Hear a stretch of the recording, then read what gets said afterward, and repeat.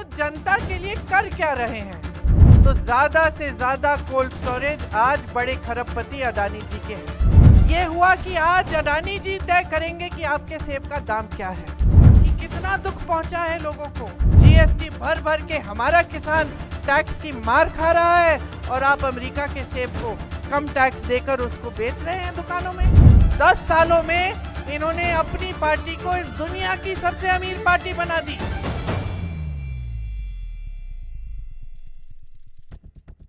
हमारी पूरी विचारधारा ये है कि जो छोटे और मध्यम वर्ग के जो कारोबार है, जो इंडस्ट्री है, उसको हम मजबूत बनाएं, क्योंकि हमारी समझ ये है कि सबसे ज्यादा रोजगार इसी इंडस्ट्री से मिलती है जो छोटी और मध्यम होती है। और मोदी जी के पूरे कार्यकाल में रोजगार बनने का काम लगभग ठप हो गया। आज सबसे ज्यादा बेरोजगारी हमारे देश में आज है। 45 सालों में सबसे ज्यादा बेरोजगारी आज है। 70 करोड़ नौजवान बेरोजगार हैं। चाहे आप जितनी भी मेहनत से पढ़ाएं लिखाएं, शिक्षित करें, फिर भी बेरोजगारी पूरे देश भर में फैली हुई है। इसको दूर करने के लिए बहुत जरूरी है कि जो आज नीतियां भाजपा की सरकार बना रही है और जिस तरह से देश को चला रही है उसे बदला जाए, क्योंकि भाजपा की जो नीतियां हैं उन्होंने छोटे बिजनेस, छोटे कारोबारों को बहुत ही नुकसान दिया है। पहले नोटबंदी लाए, उसके बाद जीएसटी लाए, और आप खुद जानते हैं कि ये जो पर्यटन का भी आपका काम है वो जीएसटी से कितना इसका नुकसान हुआ है, कितनी दिक्कत हुई है। इससे क्या होता है? देश का बहुत नुकसान होता है, क्योंकि खरबपति जो हैं वो आगे बढ़ते हैं, लेकिन यही ऐसे बड़े संस्थान थे, सरकारी कारखाने थे, जिससे जनता को रोजगार मिलता था, और इनको कमजोर करके जनता को कमजोर किया, रोजगार को कमजोर किया। इसी तरह अगर आप इनकी नीतियां देखें तो आज जितने भी कोल्ड स्टोरेज हैं लगभग पूरे के पूरे किसके हैं? पूरे हिमाचल में अगर आप देखेंगे तो ज्यादा से ज्यादा कोल्ड स्टोरेज आज बड़े खरबपति अडानी जी के हैं। मैं सेब के बागानों को देख रही थी जब मैं यहाँ आ रही थी, और थोड़ा बहुत सेब को उगाने के बारे में मुझे भी मालूम है, क्योंकि मेरे घर में भी काफ़ी मैंने सेब के पेड़ लगाए हैं। बात करती रहती हूँ, किसानों से भी बात करती हूँ जो खेत उगाते हैं, जो सेब उगाते हैं। तो क्या हुआ जब अडानी जी को सारे कोल्ड स्टोरेज दिए गए? ये हुआ कि आज अडानी जी तय करेंगे कि आपके सेब का दाम क्या है, कोल्ड स्टोरेज से कब निकलेंगे, कब बेचे जाएंगे, कितने दाम पर बेचे जाएंगे। आपसे ए बी सी कैटेगरी के सेब बना दिए और अलग अलग कैटेगरी से वो खरीदेंगे, और कभी ए को बी में डाल देंगे, कभी बी को सी में डाल देंगे ताकि आपको कम पैसे मिले। वही तय करेंगे कि कितने का खरीदेंगे आपसे और कितने का आगे बेचेंगे। ऊपर से मोदी जी क्या करते हैं? आपने कहा, हम सब जानते हैं कि जो अमेरिका से सेब आ रहा है उस पे टैक्स आपने कम कर दी, और जो हमारा किसान है वो किसान और खेती के हर चीज के लिए वो जीएसटी भर रहा है, टैक्स भर रहा है। तो चाहे पेट्रोल डीजल महंगा हो गया हो, लेकिन जो खेती के सारे सामान हैं वो आज महंगे हो गए हैं। जीएसटी भर भर के हमारा किसान टैक्स की मार खा रहा है और आप अमेरिका के सेब को कम टैक्स देकर उसको बेच रहे हैं दुकानों में। तो जब ग्राहक दुकान जाएगा तो कौन सा सेब खरीदेगा? वही सेब खरीदेगा जिसका दाम कम है, और आप उसको जानबूझ के अमेरिकन सेब का दाम कम कर रहे हैं। ये आपकी नीतियां हैं। क्यों? क्योंकि इन सब नीतियों से इन्हीं बड़े खरबपतियों का फायदा हो रहा है। और हर स्तर पे अगर आप देखेंगे पूरे देश भर में, तो परिस्थितियां क्या हैं कि नौजवान बेरोजगार है। आप स्कीम रोजगार के लिए नहीं ला रहे हैं। जहां जहां से रोजगार बनता था, चाहे बड़े सरकारी कारखाने थे, चाहे छोटे मध्यम बिजनेस थे, चाहे खेती किसानी थी, सब आपने लगभग ठप कर दिया अपने बड़े बड़े खरबपति मित्रों के फायदे के लिए। ऊपर से जो स्कीम आप ला रहे हैं उससे जनता और भी निराश हो रही है। नौजवानों की उम्मीदें टूट रही हैं। देश के लिए सरहद पे खड़े होकर जो एक समय में शहीद होने के लिए तैयार था, वो आज रोता है, कहता है मुझे सेना में नहीं जाना, 4 साल बाद वापस आके क्या करूंगा। मैं तो ऐसे बच्चों से मिली हूं जो रोने लगे, कहे कि दीदी समझ में नहीं आता, मेरी भर्ती में मेरा नाम आ गया है लेकिन मुझे जाना नहीं है, क्योंकि 4 साल बाद घर आऊंगा तो क्या होगा, और कल मुझे कुछ हो जाए तो मेरे माता पिता को क्या होगा।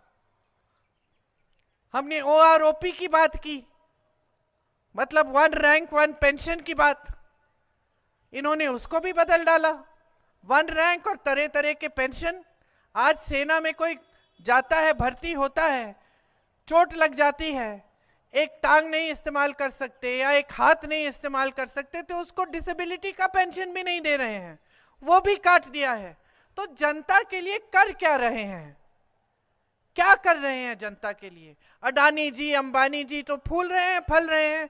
उनकी बेटियों की शादी हम सब देखते हैं सोशल मीडिया पे, लाखों करोड़ रुपए खर्च रहे हैं, लाख करोड़ों का लहंगा पहन रहे हैं, और हमारे गरीब, हमारे किसान, हमारे सेब की जो बगान के लोग हैं, जो किसान हैं, उनका क्या, उनको कौन पूछ रहा है, हमारे मिडिल क्लास को कौन पूछ रहा है। आज अगर यहाँ हिमाचल में कांग्रेस की सरकार नहीं होती तो जितनी राहत आपको महंगाई से मिल रही है उतनी भी नहीं होती।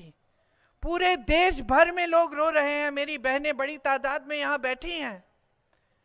सिलेंडर को देखिए, आज किसी से खरीदा नहीं जा रहा है।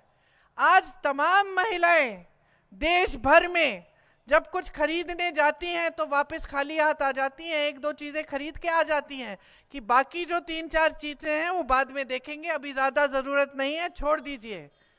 बड़ी बड़ी चीजें नहीं, खाने के लिए सब्जी, दाल, आटा, जो रोज की चीजें हैं जिनके इस्तेमाल के बिना हमारे पेट नहीं भरते, हम गुजारा नहीं कर सकते। आज त्योहार आता है, ये दशहरे का मैदान है, आज त्योहार आता है दशहरे की तरह, तो ज्यादातर महिलाएं देश भर में घबराती हैं कि किस तरह से हम करेंगे। मेहमान आएंगे, खाना पका के देना पड़ेगा, घर की लिपाई पुताई करानी पड़ेगी, कैसे करेंगे, क्योंकि जितनी भी मेहनत कर रहे हैं, जितना भी कमा रहे हैं, काफी नहीं हो रहा है, क्योंकि महंगाई इतनी बढ़ गई है। आपने रोहतांग टनल की बात की, कोई बात नहीं, अगर मेरी माताजी का नाम था, क्योंकि मेरी माताजी ने शिलान्यास किया था, आपने नाम हटा दिया, कोई बात नहीं, आपको टनल तो मिल गया। उस पे किसी का भी नाम हो, इससे हमें कोई फर्क नहीं पड़ता। आज मोदी जी का नाम है, कल किसी और का लगा लें, आपको टनल इसलिए मिला क्योंकि उनकी सोच थी कि यहाँ पे बनाना है और उन्होंने राशि भिजवाई इसके लिए। तो आज भी जिस सरकार को आपने चुना, जो कांग्रेस की सरकार है, उसको जो आपने चुना, आपने फिर से यही राजनीति का मिसाल पूरे देश में दिखाया। यहां आपदा आई, आपके मुख्यमंत्री जी 24 घंटे आपके लिए उपलब्ध रहे।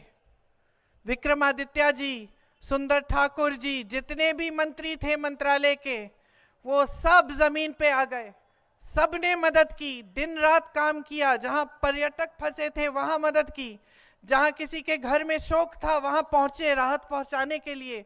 किसी का घर बह गया, पाठशालाएं बह गई, बड़ी बड़ी सड़कें बह गई। और ये आपदा 1-2 दिन की आपदा नहीं थी, ये हफ्तों के लिए चली, और हफ्तों के लिए हमने पूरा प्रयास किया कि आप तक हम राहत पहुंचाएं, आपकी मदद करें, क्योंकि इतनी भयानक आपदा आई थी।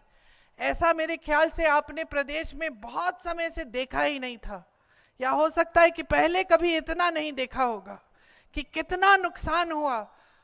और सिर्फ इमारतों का नुकसान नहीं, सड़कों का नुकसान नहीं, लेकिन ऐसे ऐसे परिवार जिसमें 3-4 सदस्य गुजर गए, बह गए पानी में। तो आपने आपदा के समय देखा कि आपके साथ कौन खड़ा था। और मैं ये नहीं कह रही हूं कि ये कोई बड़ी बात है, अगर मंत्रियों ने काम किया आपके लिए, अगर आपके बीच आए, अगर आपदा में राहत पहुंचाई, तो ये इनका कर्तव्य था। लेकिन मुझे खुशी है और गर्व है इस बात की कि अपना कर्तव्य समझे कि पूरी कांग्रेस पार्टी आपके साथ खड़ी हो गई।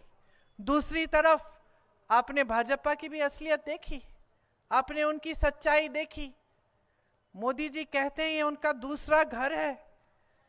अपने दूसरे घर में इतनी बड़ी आपदा आई, इतना संकट हुआ, इतनी चोट पहुंची, और आप इसे राष्ट्र आपदा ही नहीं घोषित कर रहे। क्यों? क्योंकि यहां कांग्रेस की सरकार है। तो इसका मतलब है कि आपके लिए तो राजनीति महत्वपूर्ण है। क्योंकि अगर राष्ट्र आपदा घोषित कर देते तो केंद्र से राशि आती, जैसे अलग अलग प्रदेशों में गई है। जहां आपदा हुई है भाजपा की, जहां प्रदेश की सरकार है, वहां इन्होंने राशि भेजी। और मोदी जी ने बड़ी बड़ी बातें तो कह डाली, लेकिन जो एक काम की चीज थी, आपको राष्ट्र, यहाँ पे राष्ट्र आपदा घोषित करने की चीज, यहाँ राशि भेजने वाली बात, वो उनके मुंह से नहीं निकली।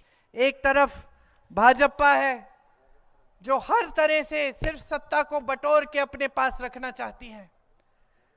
उन्होंने 10 सालों में ऐसे काम किए हैं जो कांग्रेस पार्टी ने सचमुच 70 सालों से नहीं किए। ये कहते हैं ना कि कांग्रेस पार्टी ने 70 सालों में नहीं किया जो हमने 10 साल में किया। सच बात है। 10 सालों में इन्होंने अपनी पार्टी को इस दुनिया की सबसे अमीर पार्टी बना दी। दुनिया की सबसे अमीर पार्टी। कांग्रेस पार्टी 55 सालों से सत्ता में थी, कभी इस दुनिया की सबसे अमीर पार्टी नहीं बन पाई। न किसी ने प्रयास किया उसे बनाने का। इन्होंने 10 सालों में वो काम कर लिया। इन्होंने ऐसे लोगों से चंदा लिया अपनी पार्टी को मजबूत बनाने के लिए कि आप पूछिए ही मत। हम सबको कोविड की वैक्सीन लगी। आज पता चल रहा है कि वैक्सीन के वजह से तमाम मौतें हो रही हैं। उस वैक्सीन को बनाने वाले से 52 करोड़ रुपए इन्होंने चंदा लिया। गुजरात में पुल गिरा, गुजरात में पुल गिरा, सैकड़ों लोग बह गए। उस पुल बनाने वाली कंपनी से इन्होंने चंदा लिया। जिन पे छापे मारे थे उनसे चंदा लिया। जिन पे मुकदमे डाले थे उनसे चंदा लिया। मुकदमे ठंडे बस्ते में डाल दिए, छापे बंद हो गए। ये है इनकी ईमानदारी और ये है इनकी सभ्यता। और आज आपको सब कुछ दिख रहा है। आपके सामने जिस प्रत्याशी को इन्होंने खड़ा किया है, उनकी सभ्यता आप देखिए, अपने ही कार्यकर्ताओं के बारे में क्या कह रही हैं। तो देखिए, आपके सामने एक बड़ा निर्णय है। तो ये आपके सामने एक बड़ा निर्णय है। सिर्फ आप हिमाचल का अपना भविष्य नहीं तय कर रहे हैं, आप पूरे देश का भविष्य तय कर रहे हैं। ये जो वोट है आपका हथियार है। लोकतंत्र ने दिया है आपको, संविधान ने दिया है आपको। इनका कोई भरोसा नहीं है कि क्या करेंगे। संविधान बदलने की बात करते हैं, क्या पता आगे क्या करने जा रहे हैं। अब समय आ गया है कि आप खड़े हो जाएं और आप इस देश की राजनीति को सही दिशा दिखाएं।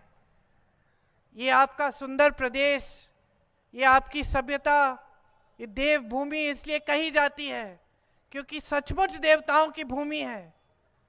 तो यहीं से आप दिखाइए पूरे देश को, यहीं से संदेश भेजिए। भारी से भारी बहुमत से विक्रमादित्य जी को जिताइए। आप सबने बहुत ध्यान से मेरी बातें सुनी, इसके लिए आपका बहुत बहुत धन्यवाद। जय हिंद।